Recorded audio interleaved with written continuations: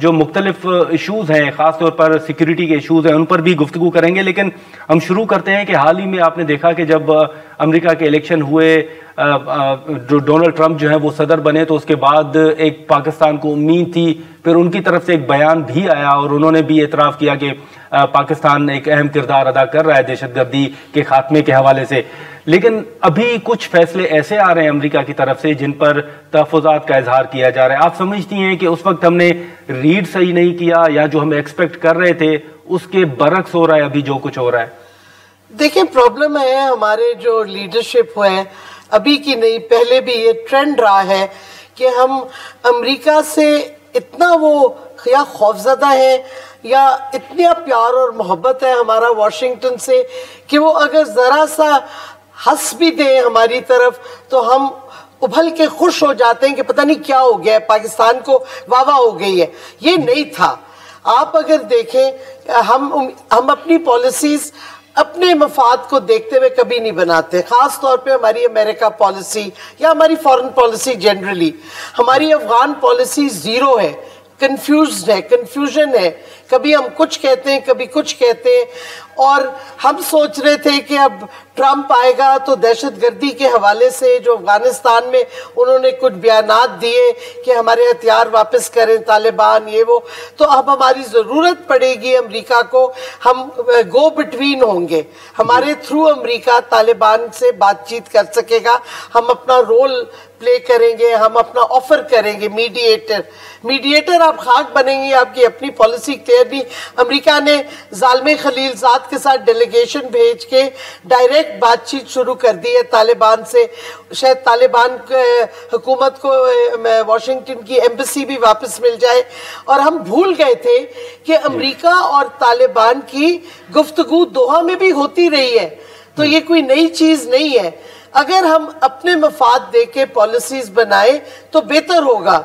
लेकिन डॉक्टर साहब, आपको याद होगा कि बलूचिस्तान में जब भी कोई अफसोसनाक वाकयात पेश आते थे तो हम इंडिया के हवाले से बात करते थे। लेकिन उस दिन वजारत खारजा में भी ये सवालात उठे, ये भी सवाल किए गए कि अब बलूचिस्तान हो या खैबर पख्तूनख्वा हो, वो इंडिया के बजाय अफगानिस्तान का नाम लिया जा रहा है। तो ये कोई पॉलिसी शिफ्ट है, ये क्या आपको नजर आ रहा है? देखिए, एक बड़े अरसे से कई ऐसे की प्लेयर्स हैं, जनरल बाजवा उनमें से एक डेफिनेटली थे। हमारी अपनी कैबिनेट में एक दो सिविलियन मिनिस्टर्स भी थे कि हिंदुस्तान को आप गले लगा लो, हिंदुस्तान से आप ट्रेड शुरू कर दो। हिंदुस्तान की फौजें कश्मीरियों को मार रही हैं, आपके बॉर्डर पे दहशतगर्दी इन्फिल्ट्रेशन हो रही है। आप कैसे अमेरिका से इंडिया से ट्रेड कर सकते हैं और उनको गले लगा सकते हैं? बट ये कई लोगों की थिंकिंग थी। अब ये बाजवा साहब भी चाहते थे कि उनको इंडिया को गले लगाना चाहिए। जी, ये बाजवा साहब भी कहते थे कि इंडिया को गले लगाना चाहिए। बिल्कुल, अमेरिका इंडिया दोनों पे वो बहुत सॉफ्ट थे। अब मैं ज्यादा इस पे नहीं कहना चाहती क्योंकि आजकल कोई बात करो तो रात को आपके घर के दरवाजे तोड़े जाते हैं, तो बेहतर है कि इंसान अभी चुप करके रहे। किताब अपनी जब लिखेंगे तो ज्यादा बातें वाज़ेह हो जाएंगी।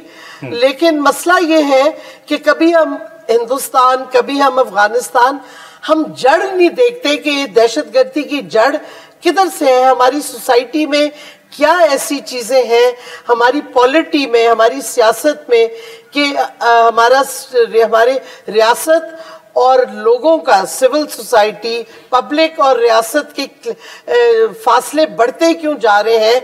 लोग एक्सट्रीमिज्म पे क्यों आखिर जा रहे हैं? कोई अपनी जान ऐसे देने के लिए तैयार तो नहीं होता। आपका बलूचिस्तान और खैबर पख्तूनख्वा में जो पीस मूवमेंट्स हैं, जो लोग अमन चाहते हैं, उनको आप क्यों धक्के दे रहे हैं? उनसे आप बातचीत क्यों नहीं कर रहे? अपने अंदर हमने देखना है कि हमारी अपनी गलती क्या है जिसकी वजह से बैरूनी पावर्स जैसे अफगानिस्तान हो, हिंदुस्तान हो, अमेरिका हो, वो मुदाखलत कर सकते हैं और उनको मौका मिलता है मुदाखलत करने का। लेकिन हाल ही में आपने देखा कि जब नेशनल सिक्योरिटी कमेटी का इजलास हुआ तो उस इजलास के बाद अचानक खैबर पख्तूनख्वा सूबे की तरफ से कहा गया कि अफगानिस्तान के साथ जंग नहीं होनी चाहिए, हम खैबर पख्तूनख्वा के अंदर जो है वो ऑपरेशन की इजाजत नहीं देंगे। हुकूमत कह रही है कि ऑपरेशन की कोई बात ही नहीं कर रहा, ना कोई जंग की बात कर रहा है। तो ये कंफ्यूजन किस तरफ से आपको नजर आ रही है? देखिए बात तो हो रही है, मिलिट्री एक्शन की भी हो रही है, हार्ड स्टेट का भी बात हो रही है। हाँ। तो ये कहना कि जंग की बात नहीं हो रही, आपने क्रॉस बॉर्डर जाके थोड़ी सी बमबारी भी की है, तो हो तो रही है बातें। तो खैबर पख्तूनख्वा ने एक व्यू पॉइंट दिया है, अब इस पे डिबेट हो सकती है, लेकिन एक सूबा जो डायरेक्टली इफेक्ट होता है, जिसमें डायरेक्ट असर होता है, उसका हक तो बनता है कि अपना व्यू पॉइंट तो दे ना, जो सिविलियन हुकूमत है, कि आपने उनका पॉइंट ऑफ व्यू भी नहीं सुनना। शायद दुरुस्त ना हो, नहीं, लेकिन जब ये पॉइंट ऑफ व्यू की चलें, डॉक्टर साहब आप बात कर रही हैं, लेकिन जब भी खैबर पख्तूनख्वा की तरफ से बात आती है तो हुकूमत की तरफ से हमेशा ये बात सामने आती है कि ये लोग इस वक्त जो खैबर पख्तूनख्वा के अंदर दहशतगर्दी फैला रहे हैं, ये तो वही लोग हैं जो खुद मौजूदा सूबाई हुकूमत की जमात लेकर आई है, पीटीआई लेकर आई है। नादिर, मैंने कितनी दफा इसमें क्लैरिफिकेशन दी है कि रीसेटलमेंट, ये जो वापस लाए हैं तहरीके तालिबान पाकिस्तान के लोगों को, ये जनरल बाजवा का प्रपोजल था। मैं उस मीटिंग में मौजूद थी, खान साहब ने बुलाई थी, जिसमें जनरल फैज भी मौजूद थे, DGMO भी मौजूद थे, और ये बात हुई थी और फैसला हुआ था कि आप पहले जो लोकल इलेक्टेड लोग हैं, जैसे मुराद सईद है, नूरुल हक कादरी साहब हैं, जिन्होंने अपोज किया था, तो खान साहब ने ये कहा, और सब ने उस वक्त जो सिविलियंस थे उन्होंने कहा पहले आप लोकल इलेक्टेड लोगों से मशवरा करें, एक कंसेंसस डेवलप करें, फिर जाके फैसला करें इनको रीसेटल करना है कि नहीं। उसके कुछ अरसे बाद जल्दी हमारी हुकूमत हटाई गई, और उसके बाद ये फैसला जनरल बाजवा का था कि तालिबान को वापस लाया जाए। गालिबन उन्हीं का होगा, मुझे तो नहीं पता, हम तो हुकूमत में उस वक्त नहीं थे। बट प्लीज ये पॉइंट मैं बार बार क्लैरिफाई कर चुकी हूं कि ये किसने फैसला, ओरिजिनली किसका प्रपोजल था, और उस वक्त पीटीआई की हुकूमत का फैसला क्या था।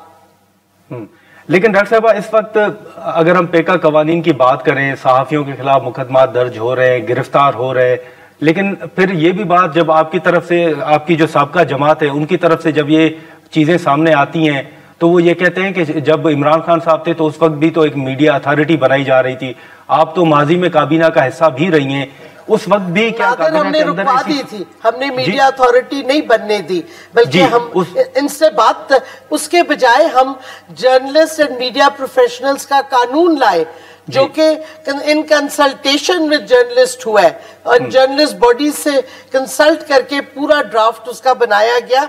आप मेरे से क्या, आप हामिद मीर साहब से पूछ लें, अतर अब्बास साहब से पूछ लें, इन सब सीनियर जर्नलिस्ट से पूछे, कंसल्टेशन करके एक कानून जो सब ने सपोर्ट किया वो बन चुका, और जब हमारी हुकूमत हटी वो कानून अब डेड हो गया, उसको बैक बर्नर पे डाल दिया, उसकी इम्प्लीमेंटेशन ही नहीं हो रही।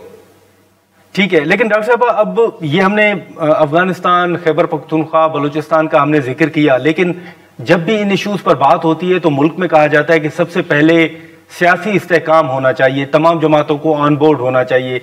सियासी इस्तेहकाम के लिए आपकी तजावीज क्या है, क्या होना चाहिए? देखिए, आपको याद होगा, अगर हम अपनी तारीख देखें तो शेख मुजीब को भी जेल से निकाल के जिसका कंसल्टेशन और मीटिंग्स में बुलाया गया। आप सबसे बड़ी जमात जो है, मैं तो अब सियासत छोड़ दी है, लेकिन ये तो कोई नहीं डिनाई करता कि पीटीआई एक सबसे बड़ी जमात है, तो उसकी लीडरशिप जो है, जो उनके लीडर है, उनको आपको डायरेक्टली बातचीत में बुलाना चाहिए। आपको पता है जब एपीएस के अटैक के बाद एपीसी हुई थी, पीटीआई का बहुत बड़ा हाथ था वो नेशनल एक्शन प्लान बनाने में। पीटीआई, पीपीपी, हम और पीएमएलएन तीनों ने बैठ के पूरी ड्राफ्टिंग की थी, सियासतदानों ने वो ड्राफ्ट किया था। जो ओरिजिनल ड्राफ्ट था वो इतना बुरा था कि वो एक्सेप्ट ही नहीं था। हमने बैठ के घंटों लगा के, लीडर्स बैठे थे मीटिंग रूम में, हमने जाके वो ड्राफ्ट पूरा बनाया।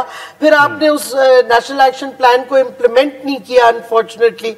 तो आपको ना सिर्फ सारी सियासी पार्टीज को इसमें कंसल्ट करना होगा, बल्कि जो एक्चुअली लोगों के रिप्रेजेंटेटिव्स हैं, जो पीस मूवमेंट्स हैं। देखिए, दहशतगर्दी का खात्मा सिर्फ मिलिट्री फोर्स से नहीं हो सकता।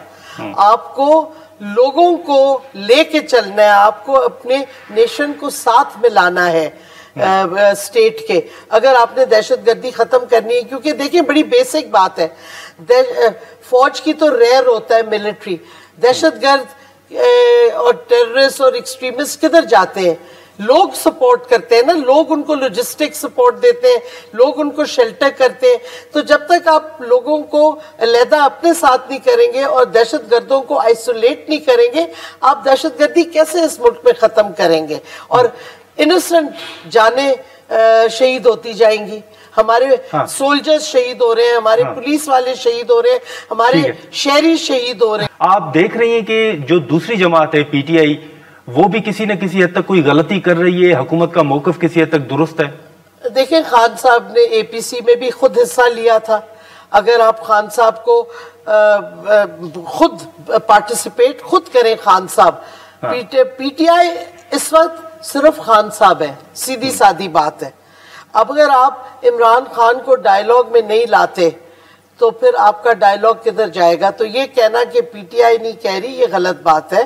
पीटीआई की कोई बड़ी उनकी कुछ डिमांड्स थी, हुकूमत ने उनको सुना तक नहीं डिमांड्स को। अब आप अपनी तरफ से पीटीआई की रिप्रेजेंटेशन समझ लें और कोई लोग बिठा दें जो बिल्कुल पार्टी में है, बट क्या वो पार्टी की लीडरशिप को रिप्रेजेंट करते हैं? ये सवालात तो उठेंगे। तो आपको अगर जेन्युइनली आप इंटरेस्टेड हैं दहशतगर्दी खत्म करने में, तो आपको सबको इकट्ठे लेके चलना होगा।